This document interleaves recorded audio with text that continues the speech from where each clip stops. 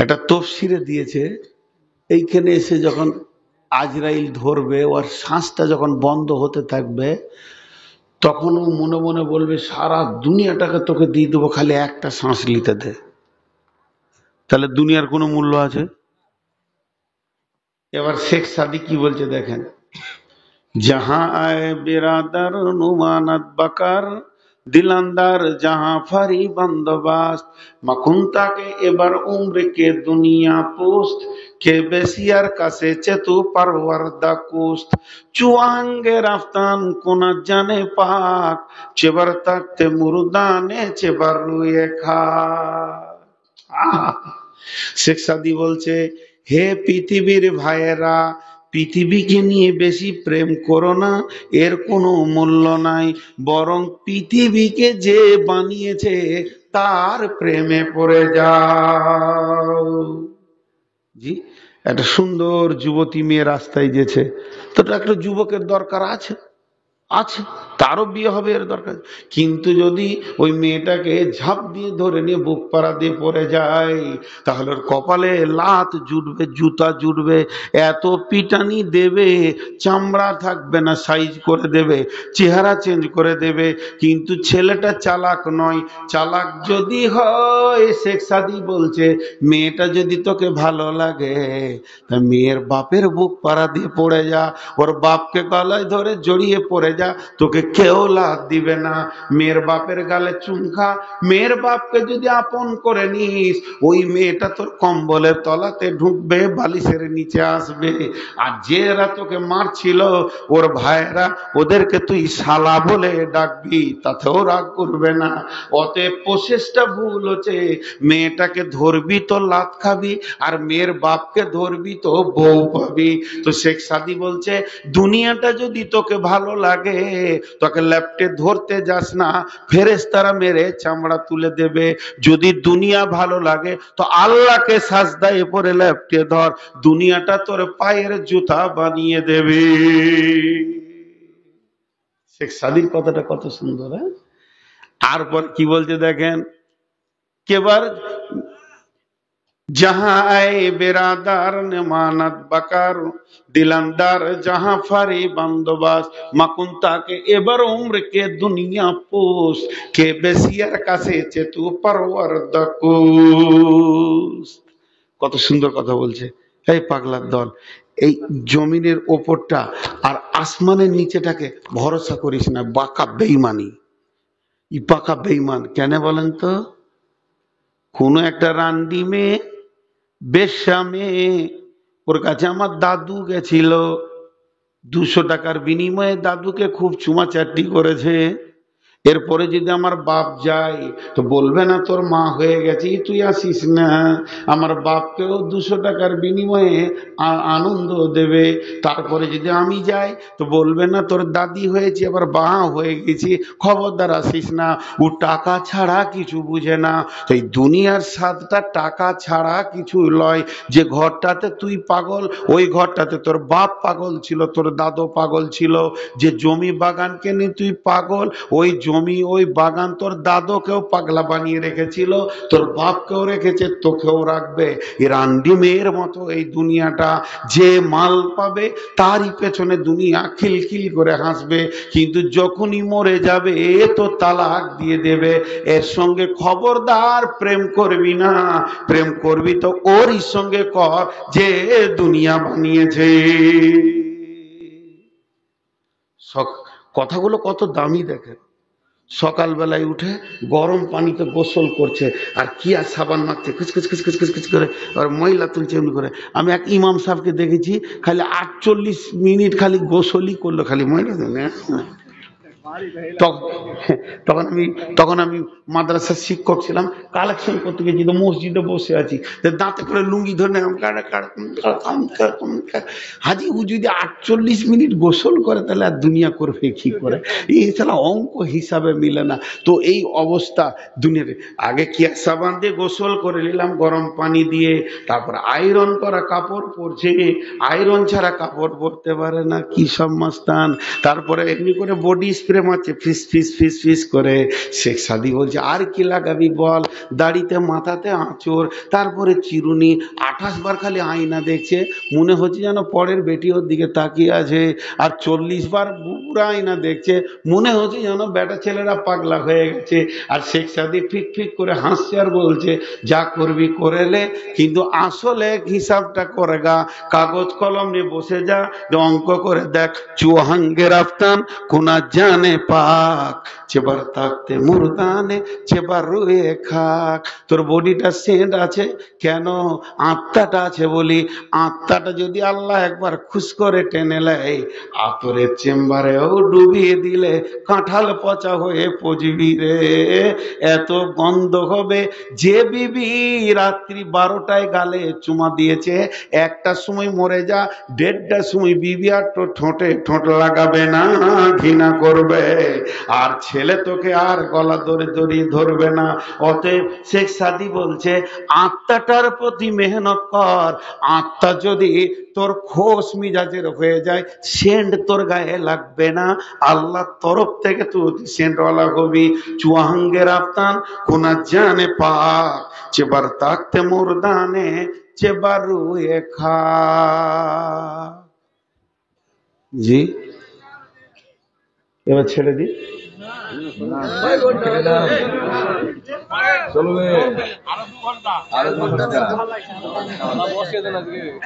কোন 9:30টায় উঠেছি, 11:30টায় ছাড়বো, 2 ঘন্টা।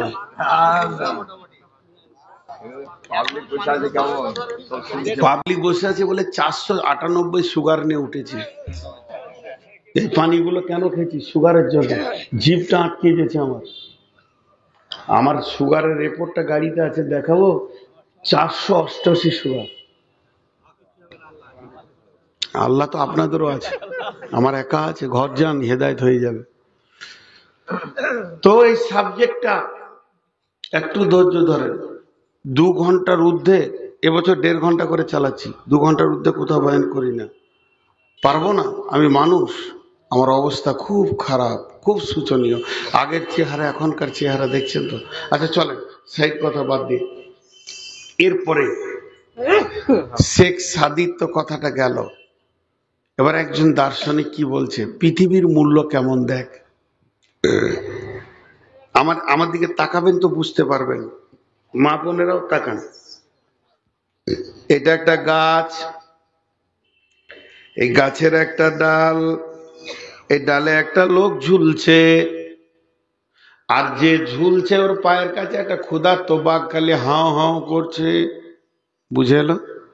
এটা একটা গাছ, গাছের একটা ডাল, এই ডালে একটা লোক ঝুলছে, আর ওর পায়ের কাছে একটা ক্ষুধার্ত বাঘ হাও হাও করে চিৎকার মারছে। আয়েরে কপাল রে, বাঘের থেকে বেশি ভয় যে ডালটা ধরে ঝুলছে, ওই ডালটা আবার 2টো ইঁদুরে কাটছে। কটকট কটকট কটকট।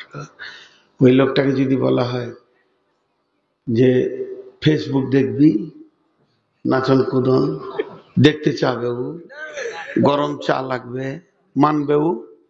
ওর মনে শান্তি আছে? জোরে বলেন, মনে শান্তি আছে? বন্ধুরা আমার, দার্শনিক বলছে এটা মারিফুল কোরআনে পাবেন তফসিরটা।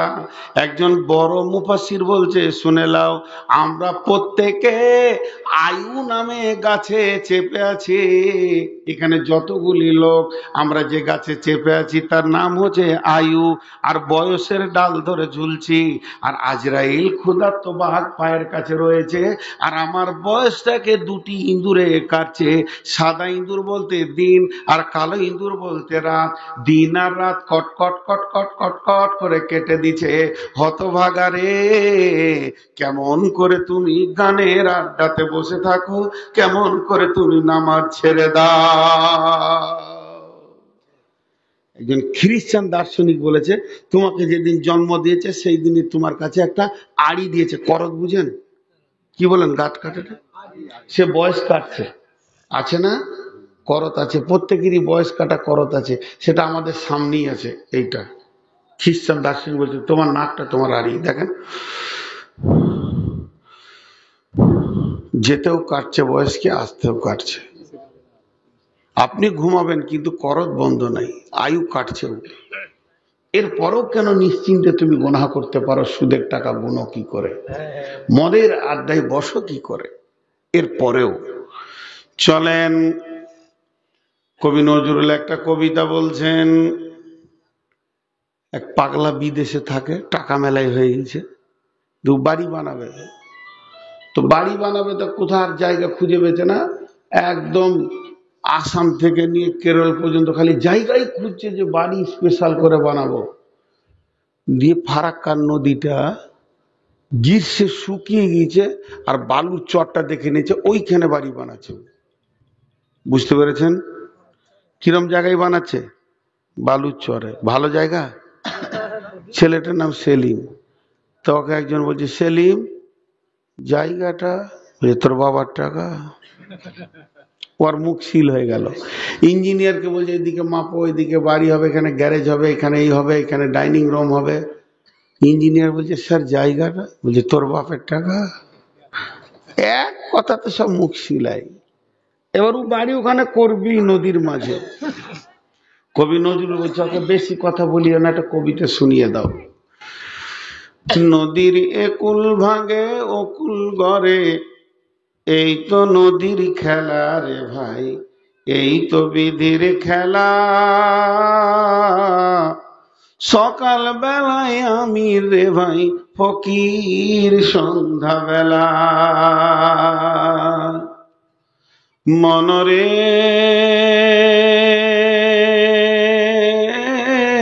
সেই নদীর মাঝে কোন ভরসায় বাঁধলি বাসা সুখের আশায়, যখন ধরলো ভাঙন পেলি না তুই পারে যাবার ভেলা।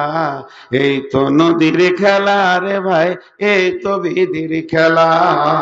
সকাল বেলায় আমি রে ভাই ফকির, সন্ধ্যা বেলা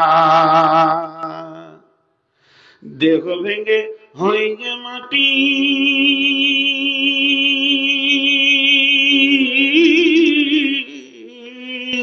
দেহ ভেঙে, দেহ ভেঙে হয় যে মাটি, মাটিতে হই দেহ। যে কুমারে গড়ল দেহ, তারে খোঁজ লিলি না কেহ। রাতে রাজা সাজে নাট মহলে, দিনে ভিক্ষা মেঘে পথে চলে, শেষে গোরস্থানে গিয়া দেখি সবই মাটির ঢেলা। এই তো নদীর খেলা রে ভাই, এই তো বিধির খেলা। সকাল বেলায় আমি রে ভাই ফকির, সন্ধ্যা বেলা কখন তুমি হও উদাসী,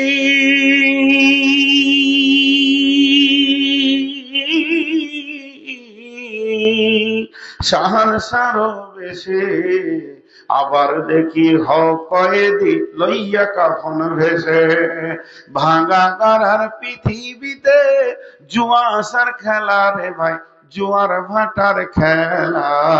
এই তো নদীর খেলা রে ভাই, এই তো বিধির খেলা। সকাল বেলায় আমি রে ভাই ফকির, সন্ধ্যা বেলা। এর নাম দুনিয়া, এর নাম, জোরে বলেন, এর নাম। আপনাদের দিকে জানাজার নামাজ হয়?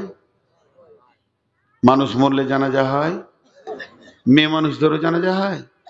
আল্লাহ আকবার, জায়গা তো খুবই ভালো, এখানে মরলেই ভালো হয়।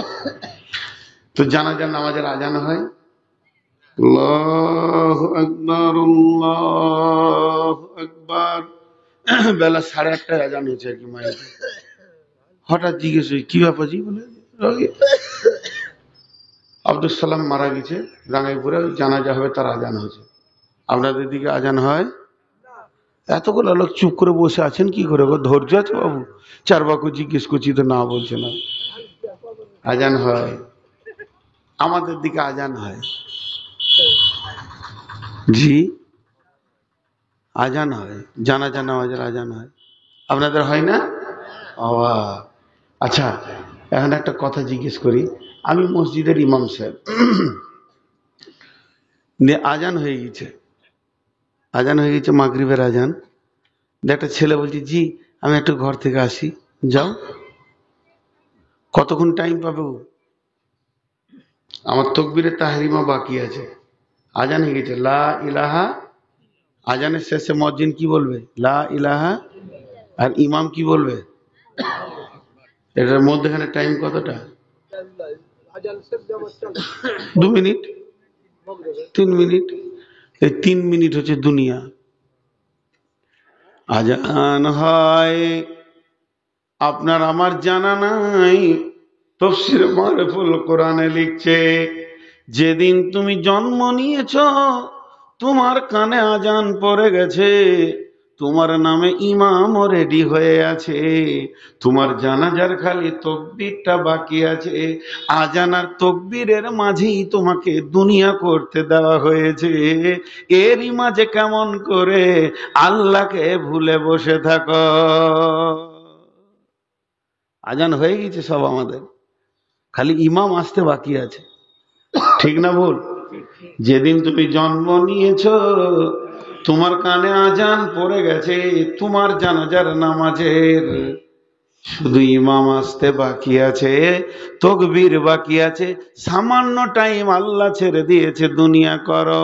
50,000 বছরে যদি একদিন হয়, 24টা ঘন্টায় দিন হলে 2100 বছরে কম বেশি লাগবে, তবে 1 ঘন্টা হবে।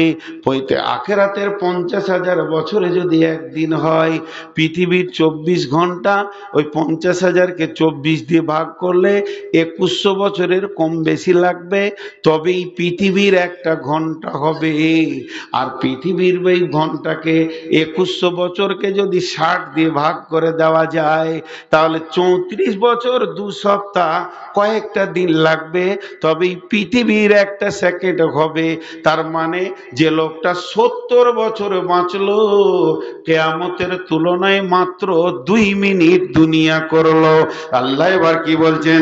ইয়া আইয়ুহাল্লাযীনা আমানু, হে ঈমানদারেরা, মালাকুম মালাকুম, কি হয়েছে তোমাদের? ইদা কিলা লাকুম ফিরু ফি সাবিলিল্লাহি, যখন তোমাদেরকে আল্লাহর জন্য ডাকা হয়, হিসাকালতুম ইলাল আরদি, তখন তোমরা জমিনকে আঁকড়ে ধরে বসে যাও। আর আজিতুম বিল হায়াতিদ দুনিয়া, তোমরা কি রাজি আছো এই পৃথিবী জগৎকে নিয়ে? ফামা মাতাউল হায়াতিদ দুনিয়া, দুনিয়ার সম্পদ ফিল আখিরাতি ইল্লা কালিল, আখিরাতের তুলনায় দুনিয়াটা হলো সামান্য কিঞ্চিত। জি, এই তো দুনিয়া। দুনিয়া বলেন তো 20 বার মনে মনে বলেন, দিন সবাই মনে মনে বলেন, দুনিয়া দুনিয়া দুনিয়া দুনিয়া দুনিয়া। দুনিয়া চলছে, আর 1 টাকাও চলে না, কোথায় দুনিয়া চলছে। দুনিয়াটা 20 বার বললে আপনার মুখ থেকে আল্লাহ বের করবে, দুনিয়া দুনিয়া দুনিয়া। দুনিয়া আল্লাহ, দুনিয়া শেষ হয়ে গেছে। পরের আয়াতে কি বলছেন আল্লাহ? ইল্লা তানফিরু ইউআযিবকুম আযাবান আলীমা ওয়া ইস্তাবদিল কওমান গায়রাকুম ওয়া লা তাজরুহু শাইয়্যা ওয়াল্লাহু আলা কুল্লি শাইইন কাদির। জি ভাই, এখানে দেহ আর বডি দুটো আছে, দেহ আর বডি দুটো আছে। তো এবার আল্লাহ পরে আয়াতে কি বলছে? ইল্লা তানফিরু ইউআযিবকুম আযাবান আলীমা ওয়া ইস্তাবদিল কওমান গায়রাকুম ওয়া লা তাজরুহু শাইয়্যা ওয়াল্লাহু আলা কুল্লি শাইইন কাদির। জ্বর হয়েছে, হসপিটালে নিয়ে গেল, ভালো হয়ে গেল। টাইফয়েড হয়েছে, ইঞ্জেকশন নিলে ভালো হয়ে গেল। জন্ডিস হয়েছে, ইঞ্জেকশন নিলে ভালো হয়ে গেল। এগুলো দেহের রোগ। একটা ছেলে চুরি করে, ট্যাবলেট খাইয়ে দেবে, ভালো হয়ে যাবে? এরকম কোন হসপিটাল আছে? একটা ডাকাত বোম বানতে যাওয়ার হাত ভেঙে গেছে, এখানটা তোর মা কাঁদছে, হসপিটালে দেয়া হয়েছে, সুন্দর করে সার্জেন যেমন হাত ছিল ওরকম বানিয়ে দিয়েছে। 1 মাস পর ওর মা গিয়েছে ছেলেকে দেখতে, মায়ের জান, ডাকাত হোক আর চোর হোক, বেটা হাতটা দেখি। তো দেখছি খুব সুন্দর। বলছি বেটা আমার হাতটা ধরতে, এরম ধরছে ছাড়ছে, খুশিতে হাসছে বর্মা। তো মনে মনে করছে ডাক্তার আসুক। যেই ডাক্তার এসেছে, ডাক্তারকে বুড়ি মানুষ জড়িয়ে ধরে নিয়েছে, ধরে নিয়ে বলছে ও বেটা ডাক্তার, আমার বেটার হাড়টা তুমি কত সুন্দর বানিয়ে দিয়েছো, এখানে হাড় হাড্ডি সব বেরিয়ে গেছিল, এখন আমার বেটা ধরতে পারছে থাকতে পারছে, তার মানে আমার বেটার হাত ভালো হয়ে গেছে। ও বাবা ডাক্তার, তুমি সেলাইন চালিয়ে ইঞ্জেকশন চালিয়ে আমার বেটাকে রোগটা ভালো করে দিয়েছো, এখন আর একটা রোগ আছে ঠিক করে দাও। ডাক্তার বলছে বুড়িমা কি রোগ আছে? বলে আমার বেটা ডাকাত, চুরি করে আর বাপকে লাঠি করে মারতে চাই, 2টো ইঞ্জেকশন দিয়ে দাও যেন এগুলো না করে, আর 4-5টা ট্যাবলেট লিখে দাও যেন মসজিদে ঢুকে যায়। হবে? পৃথিবীতে কোনো হসপিটাল আছে এর চিকিৎসা? এগুলো হচ্ছে রোগ, আত্মার রোগ। এগুলো কার রোগ? আত্মার রোগ। আর জ্বর সর্দি কাশি কার রোগ? দেহের রোগ। একটা হলো আত্মার রোগ আর একটা হলো দেহের রোগ। আত্মারও রোগ আছে, দেহেরও রোগ আছে। তো ওইটা হচ্ছে আত্মার রোগ। একটা ছেলে বাস স্ট্যান্ডে দাঁড়িয়ে আছে, আর 1 মণ একটা চাউলের বস্তা নিয়ে আপনাদের ইমাম সাহেব দাঁড়িয়ে আছে। ছেলেটা বলছে হুজুর কি হলো? যে চাউলের বস্তাটা নিয়ে যেতে হবে জালসাতে। এমনি করে একাই তুলে নিলে 1.5 মণের বস্তা, কাউকে বললে না যে ধর, করে মাথায় নিয়ে চলে এলো। 2 কিলোমিটার 2.5 কিলোমিটার চলে এলো, আর মসজিদে যেখানে সামনে নতুন বিল্ডিং হয়েছে, দুপ করে বস্তাটা নামিয়ে দিয়ে মাথা টাথা করে ঝেড়ে দিল। একবার কোনো জায়গায় রেস্ট লাইনি হরিশ্চন্দ্রপুর থেকে নিয়ে চলে আসলো। আর ওদিকে মসজিদের তকবির পড়ছে, আল্লাহু আকবার আল্লাহু আকবার, সবাই নামাজে দাঁড়াচ্ছে, ও চুপ করে বসে আছে বস্তার উপরে। কেন? নামাজটা হলে ইমাম সাহেবকে বলবো মালটা নিয়ে এলেন, গোছিয়ে দিব, নাহলে এখন কে কি হয়ে গেলে তো আমার দোষ হবে। চুপ করে বসে আছে। ইমাম সাহেব সালাম ফিরেছে, ইশারা করে ডাকলো, ইমাম সাহেব বেরোলো, হুজুর এই যে চালটা আমি দায়িত্ব নিয়েছিলাম এনে দিয়েছি। এবার বলেন ছেলেটা সুস্থ না ছেলেটা রোগা? এতগুলো লোক মুখ খুলে না। ওর লাঠি আনছে নাকি মারবার লিগে আমাকে? অতগুলো লাঠি আমি একা সহ্য করতে পারবো? ও টিউবলাইট। ছেলেটা রোগা না সুস্থ? সুস্থ। বন্ধুরা আমার, ছেলেটার দেহটা সুস্থ, মন দিয়ে শুনেন, এদিকে তাকান। ছেলেটার দেহটা সুস্থ, কিন্তু আত্মাটা রোগা। এ ভাই টিউকোটা একবার নিয়ে এসো তো, এরা দেখবে। দেখাবো তো, ওইদিকে তাকিয়েছি যে, হ্যাঁ, ছেলেটা যে চাউলটা নিয়ে এলো এর জন্য ছেলেটা সুস্থ। কি হলো? ছেলেটার দেহটা সুস্থ কিন্তু আত্মাটা রোগা। কেন রোগা? 1.5 মণের চাউলের বস্তা হরিশ্চন্দ্রপুর থেকে মাথায় করে একাই নিয়ে এলো, কাউকে ধরতে দিল না, কোথাও দম নিল না। তাহলে ফুল বডিটা তার সুস্থ আছে, আত্মাটা রোগা কেন? চাউলের বস্তায় বসে থাকলো, চোখের সামনে 4 রাকাত ফরজ নামাজ হলো, কাতারে দাঁড়াতে পারলো না। এটা যে ওর কাছে কত লোড ছিল, ওখানেও যেতে পারলো না। কিন্তু পক্ষান্তরে আজান শুনে বাড়ির পাশে হবিব চাচা, এখানে একটা লাঠি এখানে একটা লাঠি, প্যারালাইসিস রোগী, ট্যাঙ্কে টানতে টানতে এসে মসজিদে নামাজ পড়ে নিল 4 রাকাত। ইয়ার আত্মাটা সুস্থ, দেহটা রোগা। জি, মানুষের যখন দেহ রোগা হয় তখন জ্বর সর্দি কাশি হয়, আর যখন আত্মা রোগা হয় তখন চোর মাতাল জুয়া চোরই হয়। কারণ ওদের আখেরাতের ভয় নেই। আল্লাহ দ্বিতীয় আয়াতে বলছেন, একটা উদাহরণ দিব, এক উদাহরণে গোটা আয়াতটা গপ করে ঢুকে যাবে। মন দিয়ে শুনেন, আপনাদের বিরক্ত লাগছে, 1-2 করে উঠছে এবার।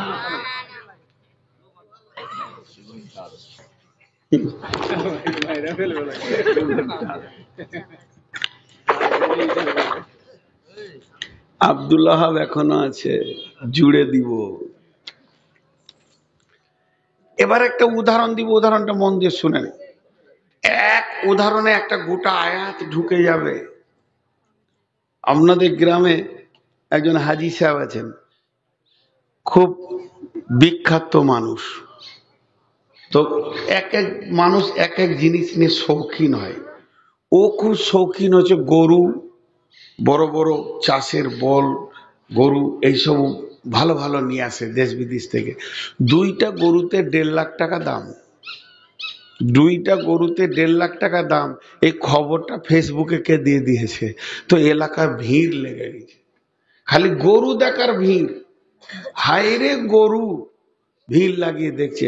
আর হাজি সাহেব পানের উপরে পান চাবাইছে আর খালি দাঁড়িয়ে লাগছে এমনি করে, খালি দেখ মাল যে কি এনেছি তুই অবশ্যই দেখবি। তো পৃথিবীতে শালা নামে একটা আত্মীয় আছে, ও নিজেরও মান সম্মান রাখে না আর বোনাইয়েরও রাখে না। আমি যার শালা তার অবস্থা তাই, আমার যে শালা তার অবস্থা তাই। তো হাজি সাহেবের শালা এসে বলছে, দোলা ভাই গরু তো দেখতে খুব ভালো, তো গাড়িতে একবার জোয়ালটা চাপাও না, চেপে দেখি। তো বলছে, শালা তোর থেকে গরুর দাম বেশি, তুই গরুর গোবর মাখ, মুদি মাখছে তুইও মাখ, খানিক দাম বাড়বে। হ্যাঁ গাড়িতে চাপাও না, গাড়িতে দাও। গাড়িটা এনে যেই জোয়ালটা কাঁধে দিয়েছে, গরু দুটো শুয়ে পড়েছে, গাড়ি টানবে না। নাঙ্গলের জোয়ালে দিয়েছে, তাও শুয়ে গেছে, টানবে না। হাজি সাহেব পাঞ্চি বানাবাতে ঘর ঢুকে গেছে। ওর শালা তখন বাইরে থেকে ডাকে, বার হও না যে হাজি সাহেব। মন খারাপ। ঠিক রাত্রে বেলায় বেটাদেরকে নিয়ে বসেছে, বেটা রে গরু নিয়ে তো ঠকে গেলাম, যে কাজের জন্য এনেছি সে কাজ তো হবে না। আমি তো ভেবেছিলাম আমার এই গরু তার ট্রাক্টর লাগবে না, 62 বিঘে জমি ফেড়ে ফেলে দিবে, কিন্তু হবে না। তো বড় বেটা বলছে, কি দেখছো, দেখনদারি যা আছে হাটে তুলে দাও, শামসির হাটে বৃহস্পতিবার টাকা পেয়ে নিব। তো হাজি সাহেব বলছে, আল্লাহর ঘর থেকে ঘুরে এসেছি, আমি ঠকেছি, কাউকে ঠকাবো না। তখন আর একটা বেটা বলছে, কালকে জালসার দিন সকালবেলায় জবাই করে দাও, মাল বিক্রিও হয়ে যাবে, টাকা উঠে যাবে। গরু দুটাকে ধরে সকালবেলায় জবাই করে দিয়ে পিস পিস করে গোটা এলাকাকে বিক্রি করে দিল, টাকা তুলে নিল। ওর সোগে হাজি সাহেব বসে বসে কানবে না অন্য গরু নিয়ে চাষ করবে? জোরে বলেন। আল্লাহ বলছেন, ইল্লা তানফিরু ইউআযিবকুম আযাবান আলীমা। এই মাদ্রাসা, কোরআন, এই মসজিদ, এগুলোকে আবাদ করতে হবে, এগুলোকে ঠিক রাখতে হবে, এগুলোকে সাইজ রাখতে হবে, এগুলোর খিদমত করতে হবে। এর জন্য আমি তোদেরকে পৃথিবীতে পাঠিয়েছি।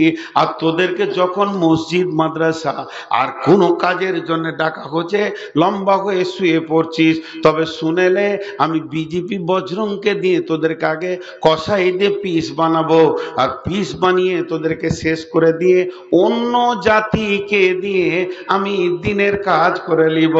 ইল্লা তানফিরু, যদি তোরা না বের হস, ইউআযিবকুম আযাবান আলীমা, তোদের উপরে আযাবে আলীম আসবে। ওয়া ইয়াস্তাবদিল কওমান গায়রাকুম, এবং তোদের পরিবর্তে অন্য কওমকে দিয়ে কাজ করে নিব। ওয়ালা তাজুররুহু শাইয়্যা, এটা কোনো ব্যাপার নাই। ওয়াল্লাহু আলা কুল্লি শাইইন কাদির, আল্লাহ হলো সমস্ত জিনিসের উপরে ক্ষমতাবান। বুঝতে পারলেন? এতগুলো লোক হ্যাঁ না বলে না। এবার আবার একটা আয়াত, ইল্লা তানসুরুহু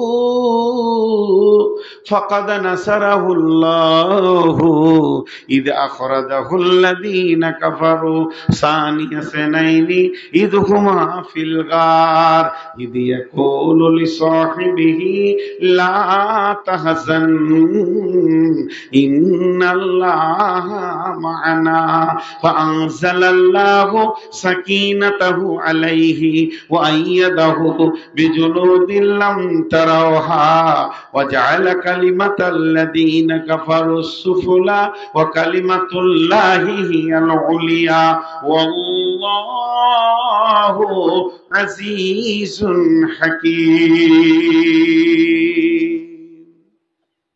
এই আয়াতটাতে একবার তর্জমাটা করে নি। আল্লাহ বলছেন, যদি তোমরা আমার দ্বীনকে নিয়ে আগে বাড়তে থাকো, আমার মসজিদ মাদ্রাসা নিয়ে আগে বাড়তে থাকো, তো আমি আল্লাহর মদদ তোমাদের কাছে এসে পৌঁছাবে। যেমন দুইজন কাফেরের অত্যাচারে বের হয়েছিল সানিয়া ইসনাইন, তারা দুজনকে, একজন হলো আবু বকর আর একজন হলো হযরতে নবী মুহাম্মদ সাল্লাল্লাহু আলাইহি সাল্লাম, ইদহুমা ফিল গার, তারা দুজনে গর্তের মধ্যে চলে এলো। যখন তারা গর্তে ঢুকে গেল, গর্তের মধ্যে ঢুকে গেল, ইদ ক্বালা লিসাহিবিহি, একজন আর একজনকে বলছেন, নবী মুহাম্মদ আল্লাহর রাসূল নবী মুহাম্মদ সাল্লাল্লাহু আলাইহি সাল্লাম বলছেন আবু বকরকে, যে লা তাহজান ইন্নাল্লাহা মা'ানা, আবু বকর রে, আমরা দ্বীনের কাজ করছি, কোনো চিন্তা করো না, আল্লাহ আমাদের সঙ্গে রয়েছে। ঘুমাইছে নাকি? না না না না, প্রতিদিন রাত জাগছে তো। জি না, ইউটিউবাররা প্রতিদিন রাত জাগে। এখন আমার বক্তব্যকে 2 মিনিট বিরতি করছি।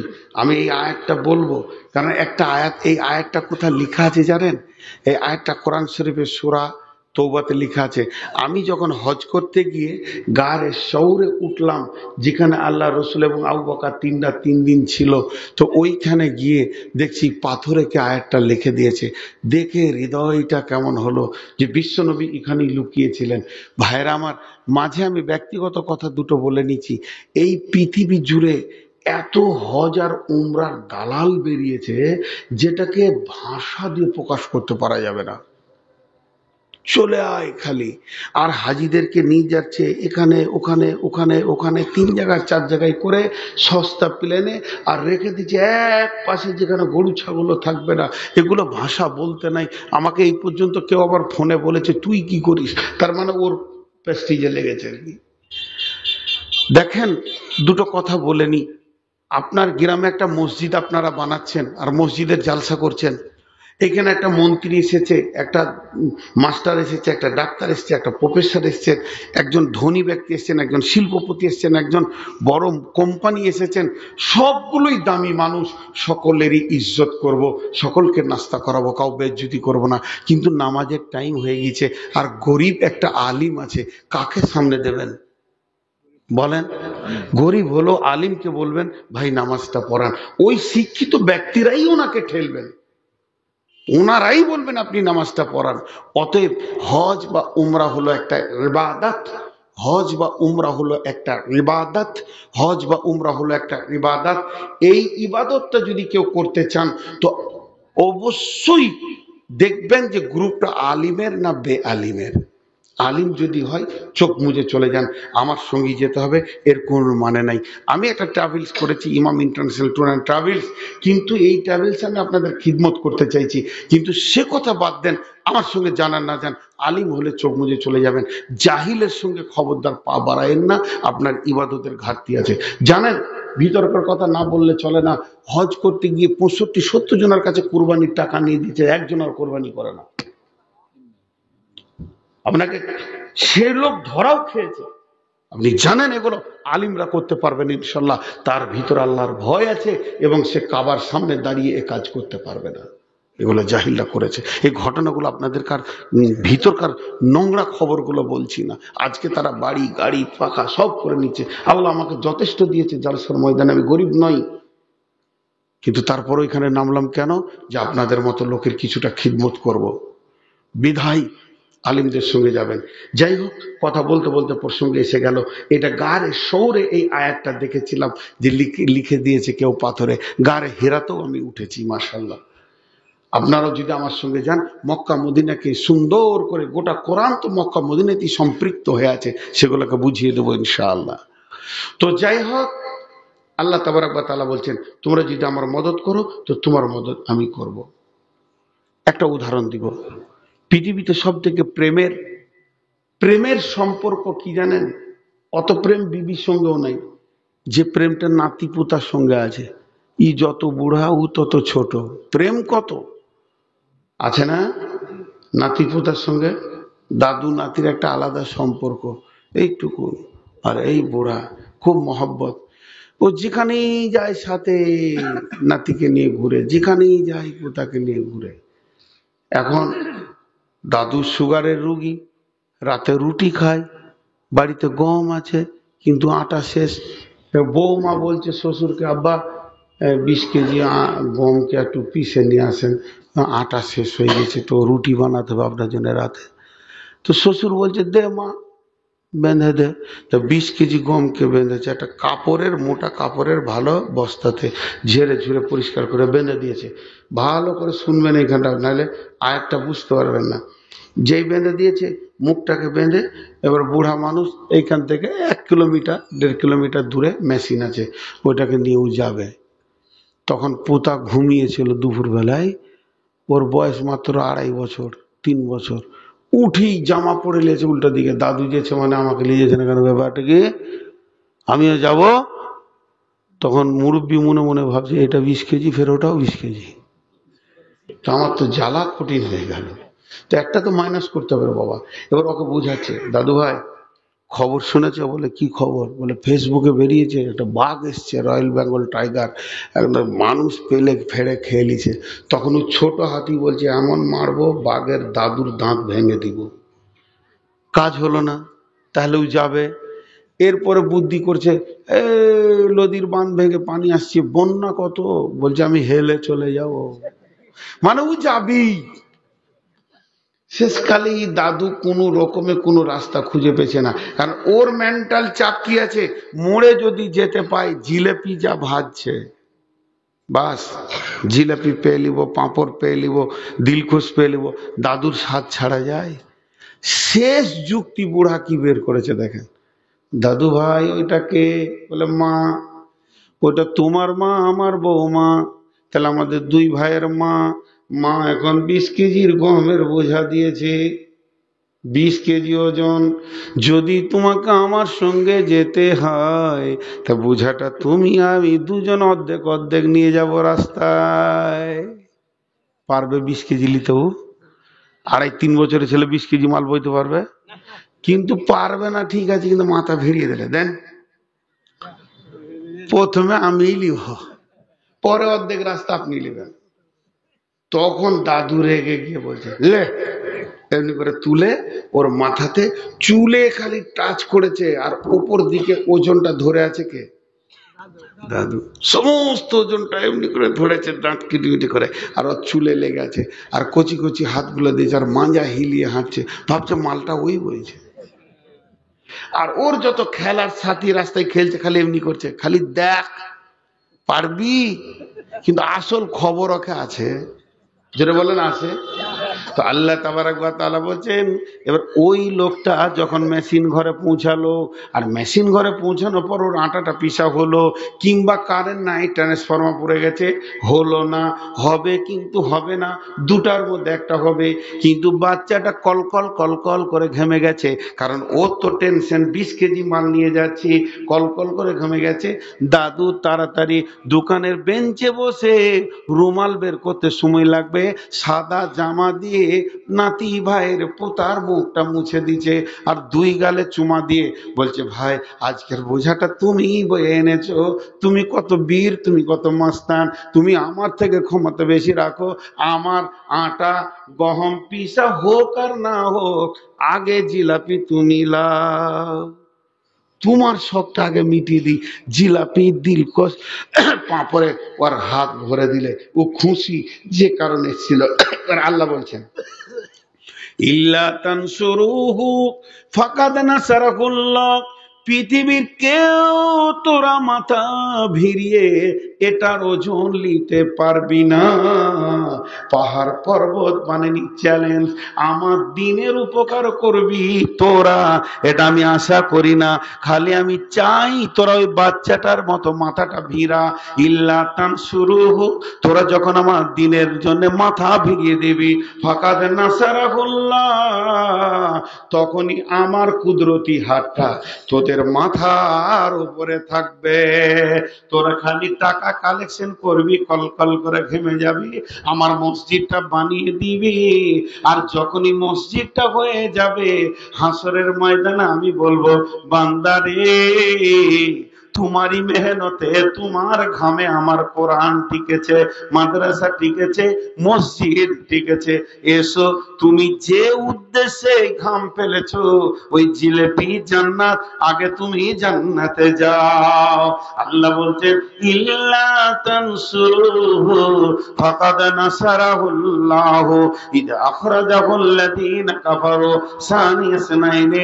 তোরা দ্বীনের মদদের জন্য যখন হাত বাড়াবি, আমি আল্লাহর মদদের হাত তোদের মাথার উপরে চলে আসবে। বুঝাতে পারলাম? মসজিদ করছেন, এই কমিটিকে আমি চ্যালেঞ্জ দিচ্ছি, টাকা কোথা থেকে আসছে আপনি বলতে পারবেন না। আমি 3খানা মসজিদ করলাম, 2খানা মসজিদ, 3টে, একটা 1,30,00,000 টাকার মতো খরচ হয়েছে, আর একটা খরচা হয়েছে প্রায় 90 লাখের মতো। তাহলে 2,20,00,000 হলো। আর এখন রানিং, আজকে আমাকে মানে হোয়াটসঅ্যাপে ছবি দিয়ে পাঠিয়েছে, রং আনতে গিয়েছিল, রানিং একটা মসজিদে কাজ চলছে 45 লক্ষ টাকা। তা টোটালে দেখা যাচ্ছে ঝরে পড়ে 3 লাখের কাজ, 3 কোটির কাছাকাছি কাজ করলাম। এখন আমাকে যদি কাগজ কলম নিয়ে বসতে বলেন, তো আমি হয়তো 1 কোটির হিসাব দিতে পারবো মোটামুটি কে কে কে কে দিয়েছে। বাকি টাকা কোথা থেকে এলো? এটা গাইবী মদদ। আল্লাহর ঘরে আপনারা নামেন, আপনার হাত আমার হাত লাগুক, আর গায়বী মদদ আসবে। যেহেতু আল্লাহ কোরআনে বলেছেন, ইল্লা তানসুরুহু ফাকাদ নাসারাহুল্লাহ। মসজিদ করতে হবে আল্লাহকে ভরসা করে। ভাইয়া ভাইয়া, যতটি লোক বসে আছেন, একদম নড়বেন না। আমি আপনাদের কাছে যে আয়াতগুলো পড়েছিলাম সব শেষ করে ফেলেছি। আল্লাহ বলেছেন তার নবীকে, বাল তুসিরুনাল হায়াতাদ দুনিয়া ওয়াল আখিরাতু খায়রুম ওয়া আবকা। তোমরা প্রাধান্য দাও দুনিয়াকে, কিন্তু তোমাদের জন্য আখিরাত সাজানো আছে, সুসজ্জিত হয়ে আছে। এটা আপনার আমার ইমানে নাই, বিশ্বাসে নাই। বিধায় প্রায় 2 ঘন্টা 5 মিনিট ক্রস করেছে আমার বক্তব্য। তারপরও আপনাদের কাছে আমার আকুল আবেদন, আজকের বক্তব্যের বিষয় হচ্ছে একটা মহা সফরের কথা বললাম। সে আলামে আরওয়া থেকে আলামে মায়ের পেট বললাম, এবার দুনিয়া বললাম, এখন আছে কবর। কবর প্রায় 4 ঘন্টা লাগবে। 6টা জগতের নাম বাংলায় বলবো। প্রথম নম্বর আলামে আরওয়া, আত্মা জগৎ। সেখানে কোনো দেহ নাই, শুধুমাত্র আত্মাকে রেখেছেন স্টোরেজ করে আল্লাহ। সেই জগৎটা কোথায় আছে? কোন আসমানে আছে? যে কোনো আসমানে নাই, পৃথিবীতেও নাই। ওটা আছে 8টা জান্নাতের ভিতরে। একটা জান্নাতের নাম জান্নাতুল ফিরদাউস। ওই জান্নাতুল ফিরদাউসের একটা বিরাট ময়দান আছে, যে ময়দানে আল্লাহ তাবারক ওয়া তাআলা হযরতে আদমকে নিজের হাতে বানিয়েছিলেন। যখন আদমকে বানানো হলো, আল্লাহ তাবারক ওয়া তাআলা তিনার মুবারক হাতটা আদমের পিঠে রাখলেন, আর তখনই বালুর মতো ঝুরঝুর ঝুরঝুর করে পড়তে শুরু হলো। পড়তে পড়তে বন্ধ হয়ে গেল, যেন পোকা কিচকিচ কিচকিচ করছে। আদমকে বললে, আদম এগুলি কে? আদম বললেন, আল্লাহ আপনি ভালো জানেন। আল্লাহ বলেন, আদম রে, এগুলি হলো তোমার সন্তান। কিয়ামত পর্যন্ত যতগুলি সন্তান পৃথিবীতে যাবে, সবগুলিকে আমি এটার টাইম, এক একই সময়ে বানিয়ে নিলাম। অতএব পৃথিবীর সমস্ত মানুষের ডেট অফ বার্থ আল্লাহর কাছে একটাই, একই সঙ্গে বানিয়ে নিয়েছি। এখান থেকে আস্তে আস্তে যখন যার পৃথিবীতে জোয়ার পালা পড়বে, আমি ঠিক সেই ডেটে তাকে পৃথিবীর বুকে পাঠাবো। ওই জায়গাটার নাম আলামে আরওয়াহ। আরওয়া বলতে রূহ মানে আত্মা, আরওয়া বলতে আত্মা গুলি, আরওয়া হচ্ছে রূহের বহু বচন। অতএব সেই জায়গাটাকে আত্মা জগৎ বলা হয়েছে, ওটা হলো জান্নাতুল ফেরদাউসে। অতএব সমস্ত মানুষ, মুসলিম, হিন্দু, জৈন, খ্রিস্টান, বৌদ্ধ, মাদ্রসি, আপনার কিনা ধরে নেন ইহুদি, নাসারা, সবাই জান্নাতুল ফেরদাউস থেকে পৃথিবীর বুকে আসছে।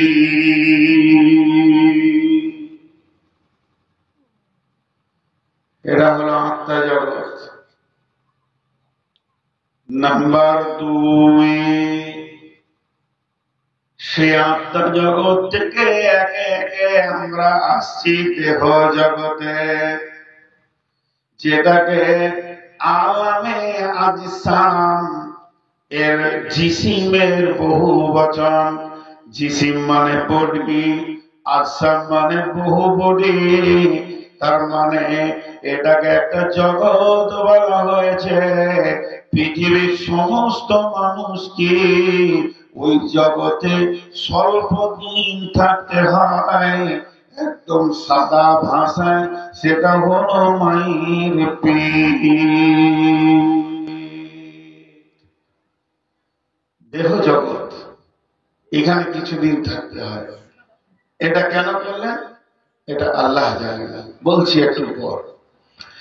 এরপরে হলো দুনিয়া জগৎ। আমরা দুটো জগৎকে অতিক্রম করে 3 নম্বর জগতে রয়েছি এখন, আলামে দুনিয়া। দুনিয়া জগৎ যখন শেষ হয়ে যাবে, তখন যে জগৎটা আসবে আলামে বারজাখ। বারজাখ মানে মৃত্যুর পরের জগৎ। কবর হতে পারে, সমাধি হতে পারে, শ্মশান হতে পারে, হাঙ্গরে খেতে পারে, গুম হয়ে যেতে পারে, পুঁতে দিতে পারে, কেটে নদীতে ভাসিয়ে দিতে পারে, কুমিরে খেতে পারে, হাঙ্গরে খেতে পারে। মরার পরের জগৎটাকে আলামে বারজাখ বলা হয়েছে। এখানেও মানুষকে লম্বা টাইম থাকতে হবে, যতক্ষণ না ইসরাফিল সুর ফুঁকছে। এই জগৎটা সমাপ্তি নাই, জগৎটা জাম হতেই আছে। যেদিন ইসরাফিল সুর ফুঁকে দিবে, কবর নামে আলামে বারজাখটা শেষ হয়ে যাবে। আলামে ইয়াউমুল কিয়ামah, সকলে সেদিন কিয়ামতের মাঠে উঠবে। এটা একটা জগৎ। এই জগতের একটা দিনকে বলা হয়েছে কানা মিকদারুহু 50,000 সানাতিন, 50,000 বছরে একটা দিন হবে। এই জগৎটা লম্বা ভাবে কাটাতে হবে। কেউ বলেছে 3 দিন হবে কিয়ামত, কেউ বলেছে 7 দিন হবে, কোন কোন মুফাসসিরের মত 1 দিন হবে। তো 1 দিনটাই বেশি আপনার গ্রহণযোগ্য। 50,000 বছরে একটা দিন হবে। কিয়ামত একদিন শেষ হয়ে যাবে। এরপরে 6 নম্বর জগৎ আসবে আলামে আখিরা। আখিরাতের 2টি ভাগ, আম্মা মান তাগা ওয়া আসারাল হায়াতাদ দুনিয়া ফাইন্নাল জাহিমা হিয়াল মাওয়া ওয়া আম্মা মান খাফা মাকামা রাব্বিহি ওয়া নাহান নাফসা আনিল হাওয়া ফাইন্নাল জান্নাতা হিয়াল মাওয়া। 6 নম্বর জগতের 2টি ভাগ। 1 নম্বর হলো জান্নাত, 2 নম্বর হলো জাহান্নাম। হয়ে গেল জগৎ 6টা। আবার আর 2বার বলবো। আলামে আরওয়াহ, এটা বড় বড় ফিলোসফাররা নাম দিয়েছেন দারুল ইলম। দারুল ইলম মানে হলো মাদ্রাসার ঘর, পাঠশালার ঘর, স্কুল বিদ্যালয়। ওখানে পৃথিবীর সব থেকে দামি পড়াশোনা হয়েছে। এত দামি পড়াশোনা হয়েছে, পৃথিবীতে যত রকম জাতি আছে সবাই একটা সাবজেক্টকে সেখানে পড়েছে। সেই জন্য সেটাকে দারুল ইলম অর্থাৎ বিদ্যালয় বলা হয়। 2 নম্বরে আলামে আজিসাম, মায়ের পেটকে গ্যারেজ বলা হয়। এখানে দেহ ফিটিং হয়, চোখ কান নাক ইত্যাদি এখানে আল্লাহ ফিটিং করেন, এর জন্য এটা গ্যারেজ বলা হয়। আলামের দুনিয়া, যেখানটা আমরা বসে আছি এই জায়গাটার নাম দারুল আমাল। এটা কাজের জায়গা। নামাজ পড়ো, রোজা রাখো, হজ করো, যাকাত দাও, মিথ্যা বলো না, সত্য বলো, সুদ খেও না, পর্দায় থাকো, যত আমল এখানেই আছে। এরপরে হলো আলামে বারজাখ, মরার পরের জগৎটাকে বলা হয়েছে দারুল ইমতিহান। সেটা হলো পরীক্ষার ঘর। সেখানে কোশ্চেন হবে, কেমন পড়াশোনা হয়েছে পৃথিবীতে, কেমন চলাফেরা হয়েছে, সমস্ত প্রশ্ন উত্তর সেখানে হয়ে যাবে। আলামে ইয়াউমাল কিয়ামাহ, সেটাকে বলা হয়েছে দারুস সাজাইল উলা। সেই দিনটা সার্টিফিকেট নেওয়ার দিন। সেখানে আপনার আমার পরীক্ষায় কতটা কি পেলাম, রেজাল্ট আউট হওয়ার দিন। আলামে আখিরাত, এর নাম হচ্ছে দারুস জাযা। তুমি যেমন আমলনামা পেয়েছো তেমনি ভোগ করার দিন তোমার এসে গেছে। বুঝতে অসুবিধা হচ্ছে? এটা খুব শক্ত ফিলোসফি আছে। যখন কোরআনের আয়াতগুলো ফিট করব তখন আপনারা বুঝবেন যে কত গভীর তথ্য চলছে। জি, তো আপনারা একটু করে মাঝে মাঝে জিজ্ঞেস করব, তখন সারা দেবেন। বুঝতে অসুবিধা হচ্ছে? আচ্ছা, ওদের বসতে অসুবিধা হচ্ছে? আচ্ছা, ওইগুলোকে কি বলেন? খেরের জমা আছে, ওগুলো কি বলেন? না, ওই যে পালা, আমাদের দিকেও পালা বলে। তো এই জালসার দিনে রাতে পালার গলির ভিতরে যারা ঘুরে তারা ভালো মানুষ, ঠিক ওইখানে বসেছে।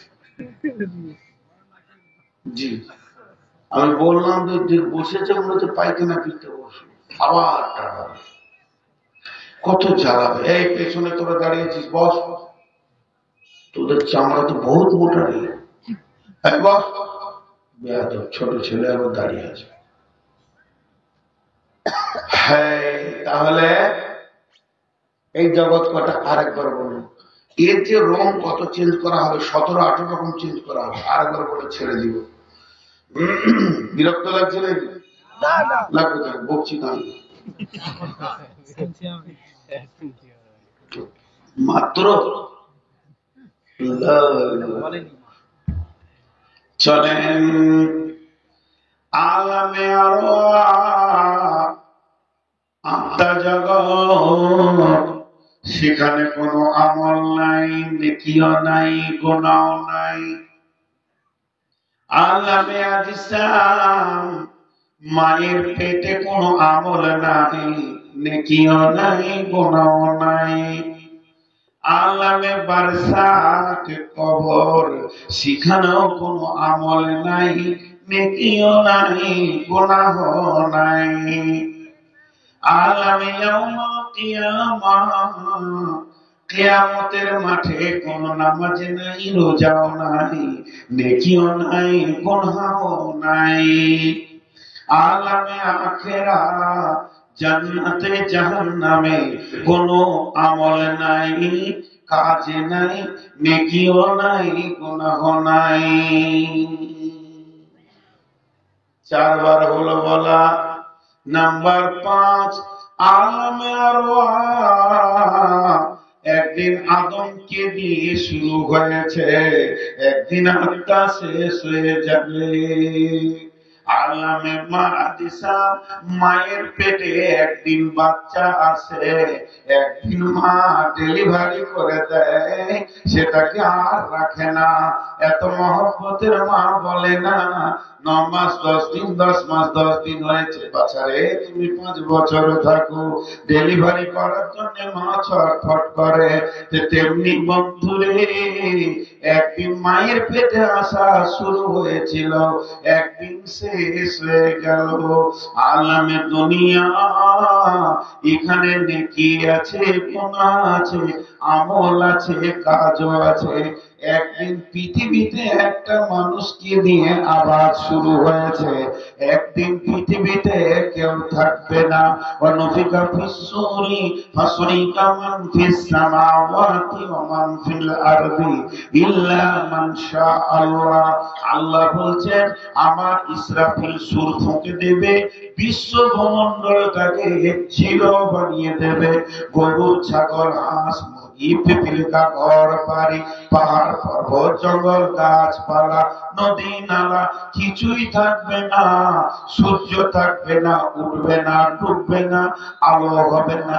পৃথিবীটা চির অবস্থায় 40 বছর ধরে থাকবে। এরপরে যখন তৃতীয় সুর ফুঁকবে, সবাই কবর থেকে উঠবে। তার মানে পৃথিবী একদিন শুরু হয়েছে, পৃথিবী একদিন শেষ হয়ে যাবে। এরপরে চলেন আলামে বারজাখ। কবর একদিন শুরু হয়েছে একজনকে দিয়ে, একদিন কবর শেষ হয়ে যাবে। যখন তৃতীয় সুর ফুঁকবে, সেদিন কবর থেকে সব উঠবে। একটা বাচ্চা, একটা নারী, একটা পুরুষ, একটা পাগল, একটা শিশু, একটা নির্ভর, একটা চাষি, একটা মূর্খ, একটা শিক্ষিত কবরের ভিতরে লুকিয়ে থেকে যাবে। সম্ভব হবে না, সবগুলোকে আল্লাহ জমা করবেন। তার মানে কবর জগতের শুরু আছে, কবর জগতের শেষও আছে। একদিন কিয়ামত শুরু হবে, একজনকে দিয়ে বিচার শুরু হবে। বিচার চলতে চলতে একদিন বিচারের নিষ্পত্তি হয়ে যাবে, কিয়ামত থাকবে না, তাকেও খুঁটিয়ে দেওয়া হবে। কিন্তু শুরু হবে আখিরাতের জান্নাত আর জাহান্নামের জিন্দেগি, জান্নাত আর জাহান্নামের জিন্দেগি, জান্নাত আর জাহান্নামের জিন্দেগি। এই জিন্দেগির শুরু আছে, শুরু আছে, শুরু আছে, শেষ না। ক্লিয়ার? বহুত লম্বা সফরের কথা বলে দিলাম। এর শুরু আছে কিন্তু শেষ। একদিন জান্নাতে, তবে জাহান্নাম থেকে কিছু লোক বের হবে সাজা কেটে, যারা কালেমাওয়ালা। কিন্তু মুনাফিক, কাফির আর ফাসিক তালা পড়ে যাবে, প্রেশার কুকারে যেমন, বাস শেষ। এদের আর বেরোনোর কোনো দিন থাকবে না। চলেন এবার মেন সাবজেক্টে বেরিয়ে যায়। আজকে আমার মেন সাবজেক্ট দুনিয়ার আখিরাত। তো আলামে আলো আর আলামে আসসাম হালকা করে বলবো। মা বোনেরা কতটা বুঝছে জানি না, তবে বর্তমান জামানার মা বোনেরা মোবাইল চালিয়ে তাহলে বুঝতে পারবে। মাথা এখন ওদের ব্রেন ঠিক আছে। আগে এখনকার মেয়েরা প্রত্যন্ত পাড়া গ্রামে লেখাপড়া করছে, মাশাআল্লাহ। তো এরপরে আছেন আত্মা জগৎ আল্লাহ বানালেন। একটু আগে বললাম আদমের পিঠে হাত রাখলেন। সমস্ত আত্মাগুলো যখন জন্ম নিয়ে নিল, আল্লাহ নিজে মাস্টার হলেন, আল্লাহ নিজে শিক্ষক হলেন, আল্লাহ নিজে মুআল্লিম হলেন, আল্লাহ নিজে মুদারিস হয়ে সমস্ত মানুষকে ছাত্র বানালেন। সেদিন আদম আলাইহিস সালাম ছাত্র, শুধু তাই নয়, আখিরি পয়গম্বর নবী মুহাম্মদুর রাসূলুল্লাহ সাল্লাল্লাহু আলাইহি ওয়াসাল্লাম পর্যন্ত ছাত্র। আর সেদিনের পড়ার সাবজেক্ট কি ছিল? বিজ্ঞান ছিল, সায়েন্স ছিল, আর্টস ছিল, কমার্স ছিল, ল ছিল।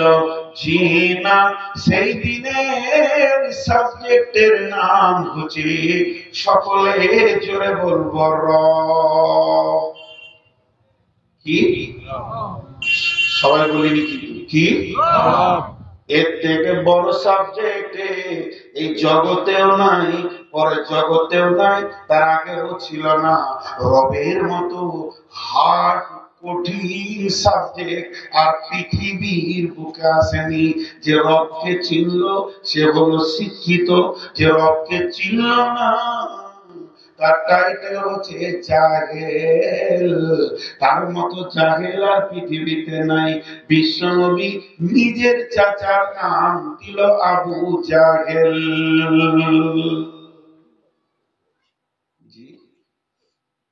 রব, রবের আবিধানিক অর্থ আজ পর্যন্ত পৃথিবীতে কেউ বের করতে পারেনি। রবের আবিধানিক অর্থ আজ পর্যন্ত একটা শব্দে পৃথিবীর কেউ বের করতে পারেনি। রবের আবিধানিক অর্থ হিন্দিতে, উর্দুতে, ফার্সিতে বলে পালনেওয়ালা, ফার্সিতে বলে পারওয়ারদিগার, উর্দুতে, বাংলাতে, হিন্দিতে বলে পালনেওয়ালা।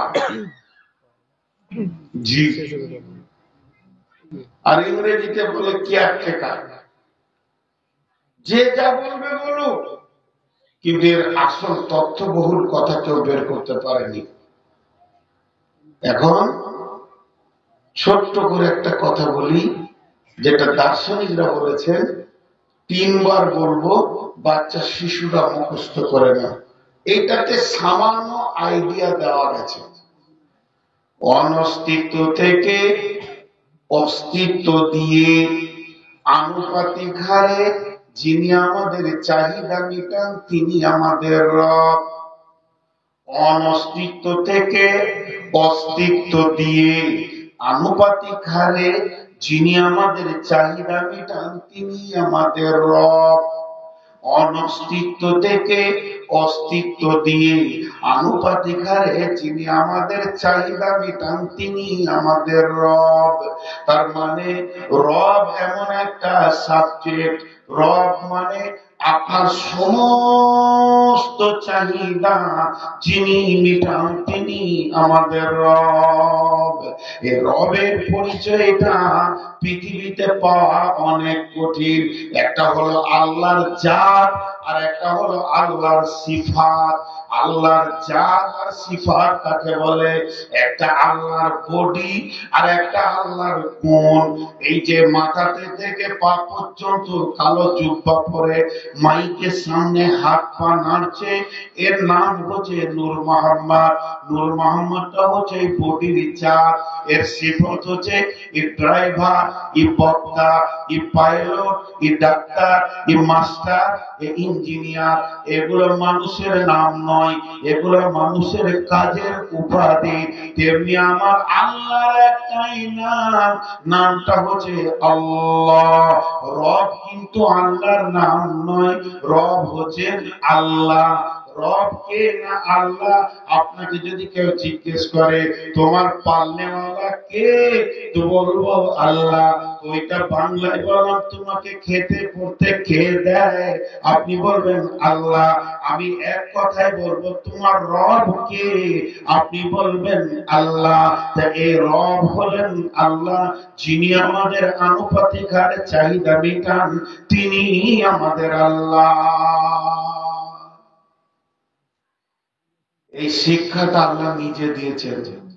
এইভাবে আলাস্তু বিরাব্বিকুম, আমি কি তোমাদের রব নয়? আমরা সকলে বলেছিলাম কলু বালা, কলু বালা। জি। আমি একটা উদাহরণ দিই, এখান থেকে দেহ জগতে যাব।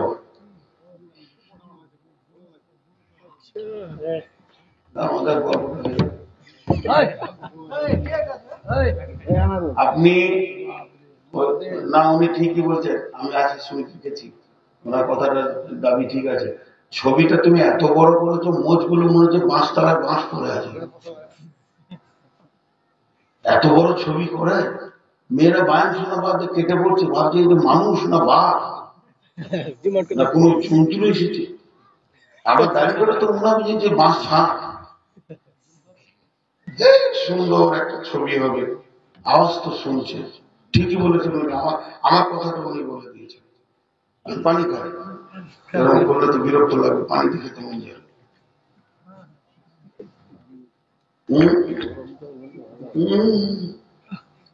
ওরা তো জান না, আমি তো মানুষের মাঝে আছি, জাহান্নাম এখন যায়নি ভাই। গরম পানি আমি জীবনে খাই। একজন সার্জেন বলছে গলা নষ্ট করবেন যদি গরম পানি খান না। শোনেন, বিষয়টা খুব হার্ড। আমি প্রথমে বলেছি আয়াতগুলো যখন ফিট করো, খালি দেহ জগৎটা বলেনি, তারপরে আয়াতে চলে আসবে, আর বাকি একটা বাদ রাখবো, সবগুলো বলতে গেলে। তো রব একটা উদাহরণ দিব। একটা প্লেটে বড় খাঁচা দস্তরখানায় 25টা ফল রেখেছে। কটা বললাম? 25 রকম। 25 জন লোক 25টা ফল খেলো। এক একজন এক এক রকম খেলো। যে আম খেলো সে জাম খেলো না, যে জাম খেলো সে পেয়ারা খেলো না, যে পেয়ারা খেলো সে মৌসুমি খেলো না। তাহলে 25 জন করকম স্বাদ পেল? একরকম। 25 জন 25 রকম আলাদা পেল। কিন্তু 25টা ফলকে মেশিনে ভরে জুস তৈরি করে যদি কেউ এক কাপ খেলো, তার কোন ফলটা বাদ গেল? কথা বলে না? যে জুস খেলো সে সব খেলো। তো আল্লাহর নাম কয়টা বললাম? যেটা বলেন একটা। আল্লাহর নাম একটা, আল্লাহর গুণের নাম হচ্ছে 99টা। যদি কেউ আল্লাহকে রহমান, রাজ্জাক, রহিম হবে, ইয়া সাত্তার এই বলে কেউ যদি ডাকে, সে আল্লাহর একটা নাম ধরে ডাকলো। কিন্তু কেউ যদি বলে রব্বানা,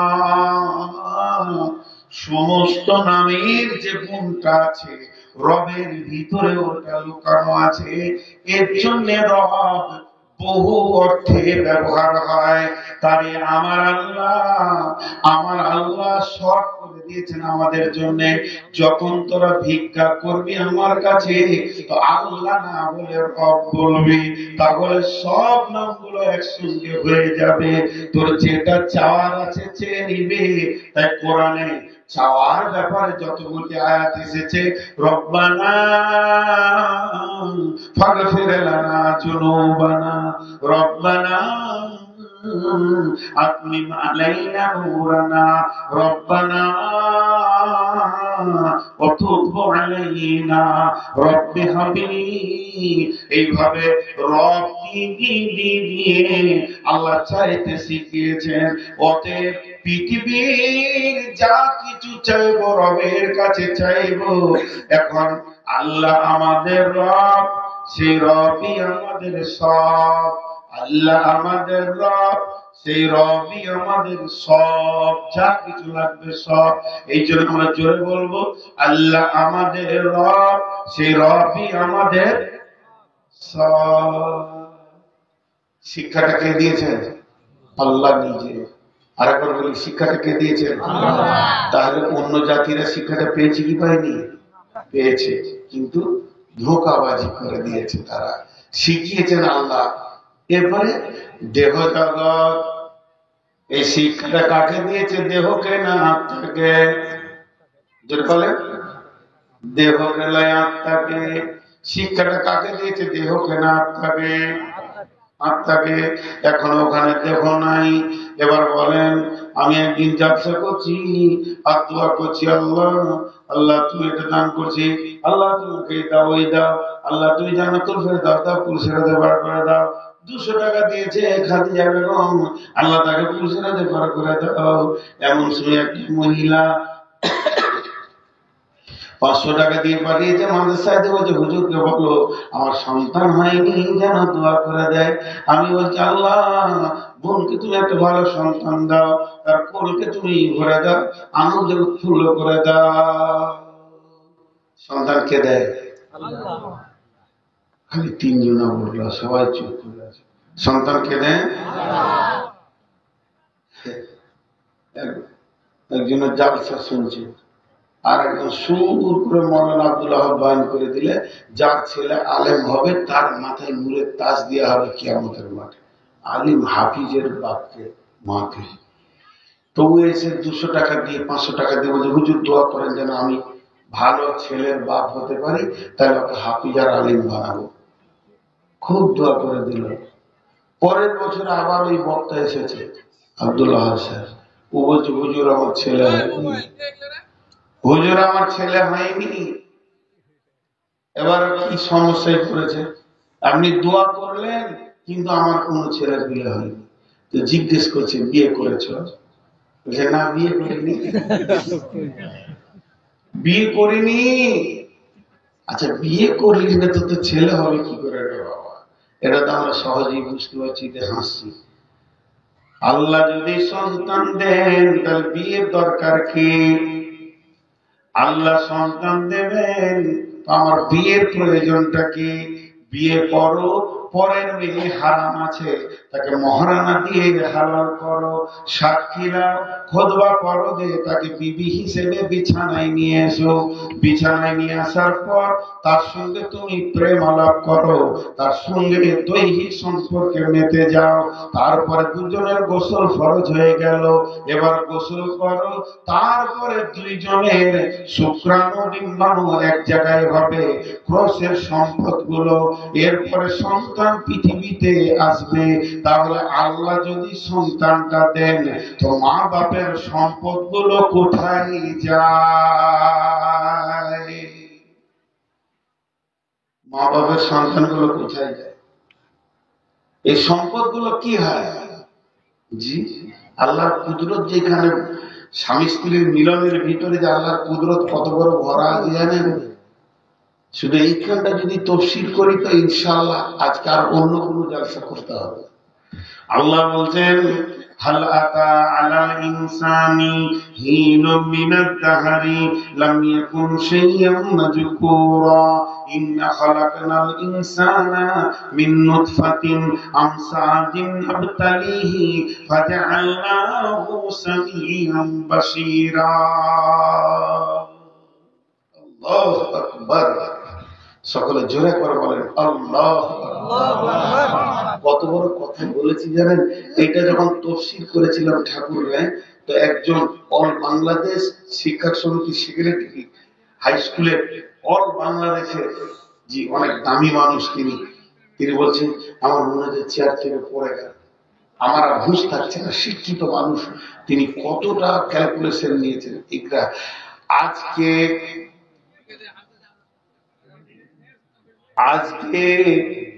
এই রাত্রিতে, শুক্রবার দিবাগত রাত্রিতে 9:30 আমি স্টেজে উঠব এবং রাগাইপুরের ময়দানে একটা প্লাস্টিকের চেয়ারে বসে আপনাদের সামনে বক্তব্য রাখবো। আর বক্তব্যটা যখন শেষ হয়ে যাবে, আমি এখনো জানি না আমি কি খাবো, ওষুধ খাবো না পানি খাবো না মরবো না শরবত খাবো, কিন্তু আমার রব জানে আমি কয়টা দানা পেটে দিব। এটা কখন লিখা হয়েছে, এটা কখন লিখা হয়েছে, এটা কখন লিখা হয়েছে, আমি গুরুত্ব দিচ্ছি হাতগুলো ধরে। একবার তফসিরটা শুনে এনে, এই আমার জন্মের 50,000 বছর পূর্বে না, এটা তা নয়। এই পৃথিবীটা সৃষ্টি যেদিন হয়েছে, পৃথিবীটা সৃষ্টি যেদিন হয়েছে, এই পৃথিবী সৃষ্টির 50,000 বছর পূর্বে আমার তকদিরে এটা লেখা হয়েছে।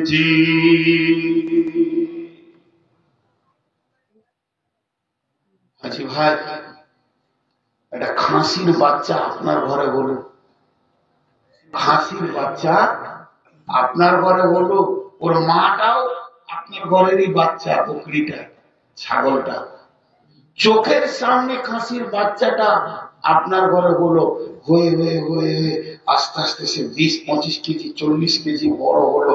5-6 বছর তাকে আপনি লালন পালন করলেন।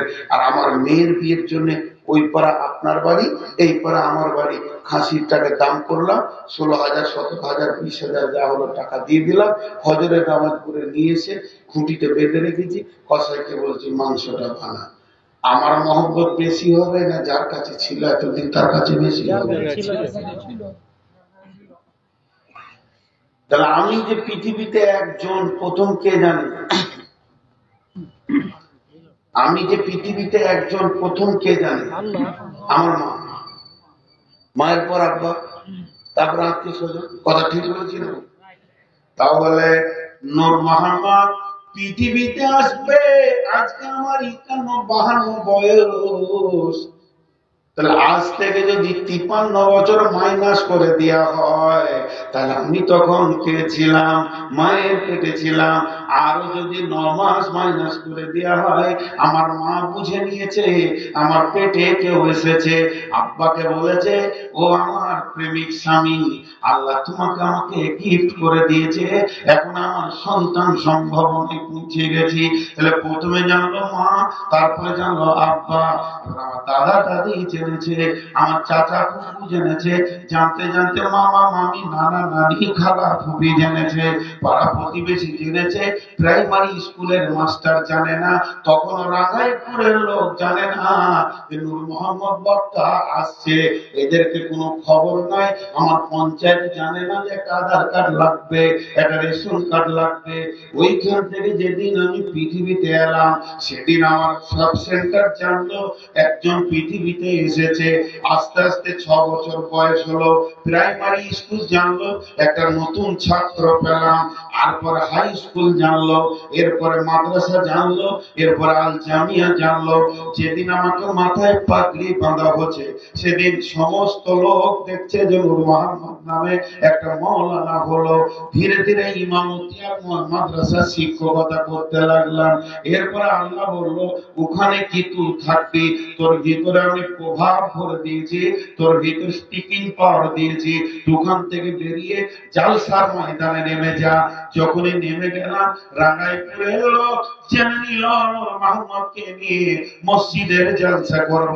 আজকে কাগজে আমার নাম দিল।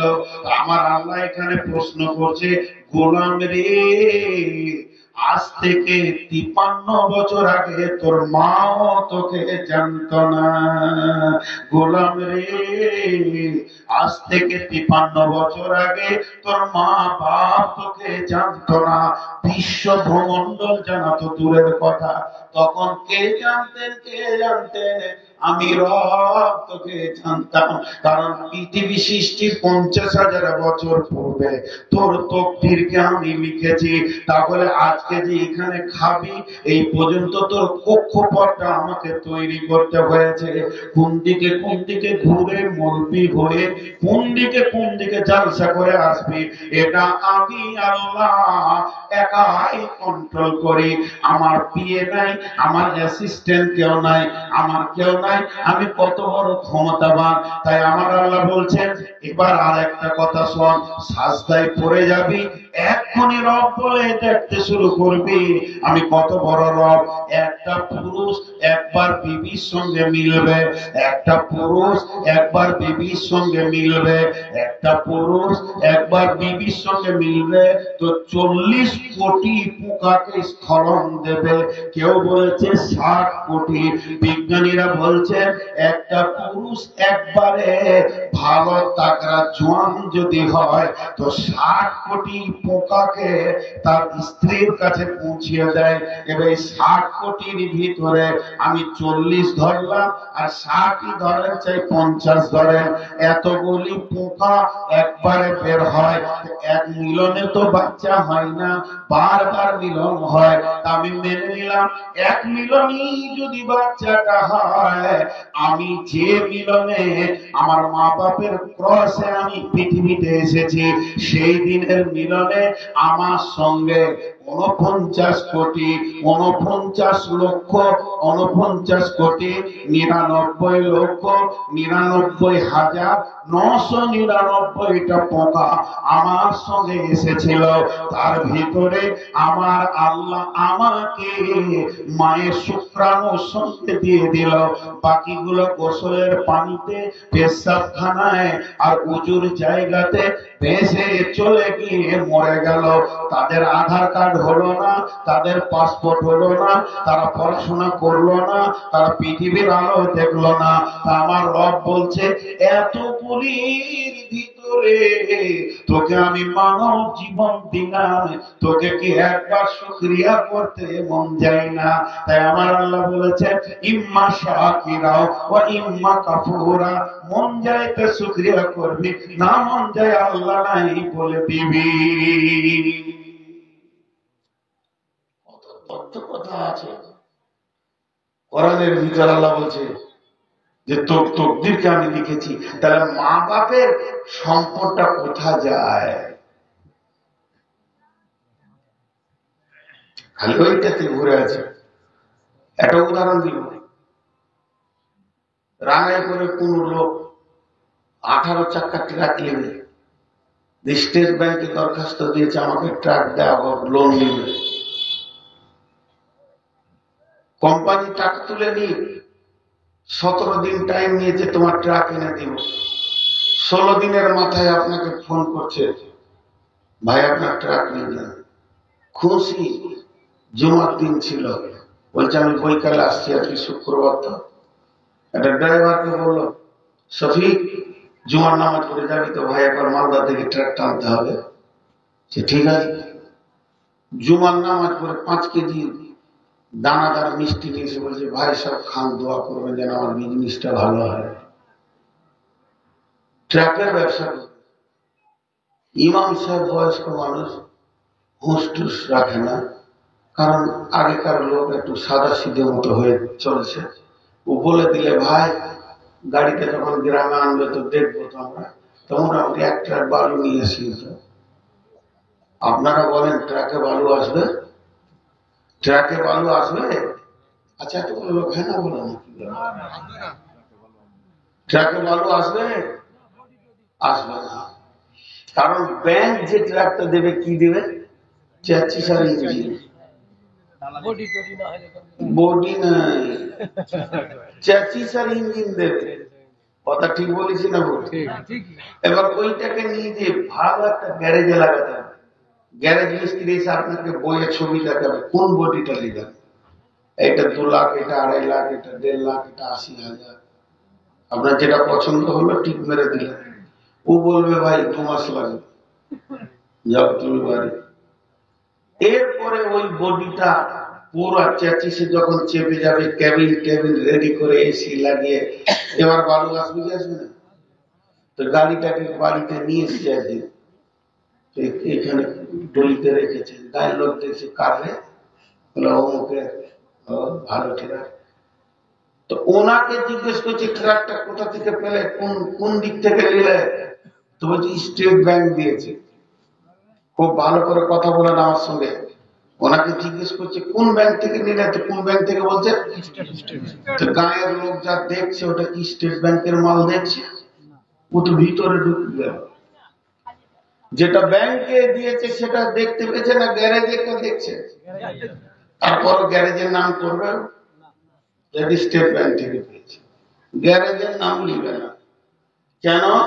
ওই গাড়ির ফাইন্যান্স, ওই গাড়ির ইন্স্যুরেন্স, ওই গাড়ির রুট ট্যাক্স সব স্টেট ব্যাংকের সঙ্গে ওর সম্পর্ক। এর জন্য ওর নাম করবে। কাগজ পাতি ওই গাড়ির। ভাইরা আমার, এবার শোনেন, মায়ের পেটটা হলো গ্যারেজ। এখানে স্বামী স্ত্রীর ক্রসে যে মালগুলো জমা হয় তার থেকে বডিটা হয়। বডির সমস্ত কিছু পেয়ার পার্সিং, মাথার চুল থেকে, চোখ থেকে, হাত পা আঙুল আর গোটা বডি, এমনকি পা পায়ের নখ পর্যন্ত সমস্ত মা বাপের ক্রসের মালটাতে তৈরি হয়। কিন্তু এর ভিতরে যে ইঞ্জিন, যেটা হলো স্পন্দন, যেটা হলো আত্মা, আত্মাটা আসে আলামে আরওয়াহ থেকে। আত্মাকে বলে আল্লাহ, তুমি নাগাইপুর চলে যাও, হাবিবা নামে একটা মেয়ে আছে, তার পেটে এই মাত্র একটা বাচ্চা জন্ম নিয়েছে। সেই বাচ্চাটার বয়স 119 দিন হয়ে গেছে। যেদিন 20 দিন হয়ে যাবে, বাচ্চাটার পূর্ণাঙ্গ রূপ চলে আসবে। আর 120 দিনের মাথায় আল্লাহ তাবারক ওয়া তাআলা ফেরেশতার মাধ্যম দিয়ে পাঠিয়ে দেন একটা আত্মাকে। আত্মাটা ওই দেহের ভিতরে ঢুকে যায়। দেহের ভিতরে ঢোকার পর যখন সঞ্চার হয়ে যায়, আত্মাটা যখন নড়ে ওঠে, তখন আমার হাবিবা খাদিজা বুঝতে পারে পেটের বাচ্চা জীবিত আছে, সে নড়তে রয়েছে। তার কারণ হচ্ছে আত্মার সঞ্চার হয়ে গেলে বাচ্চাটা নড়তে শুরু করবে। তাহলে আত্মা প্রথম এসে দেখলো মাটির পুতুল, মৃত পুতুল, জীবিত নয়। আত্মা ঢুকে গেল, সঞ্চার হয়ে গেল। এবার 9 মাস 10 দিনে পূর্ণাঙ্গ নিয়ে আত্মা আর বডির একই সঙ্গে পৃথিবীতে বের হয়ে আসে। এর ভিতরে 2 in 1, একটা হলো আত্মা আর একটা হলো দেহ। আপনারা যেগুলো দেখছেন এটা আমার মা বাপের দানের দেহ, কিন্তু আমার ভিতরে যে শক্তি কথা বলছে আত্মা, এটা আমার রব আলামে আরওয়াহ থেকে পাঠিয়েছেন। একদিন আমি এসে দেহকে মৃত পেয়েছিলাম, আর একদিন বিছানায় মৃত রেখে আবার আত্মা আল্লাহর কাছে চলে যাবি।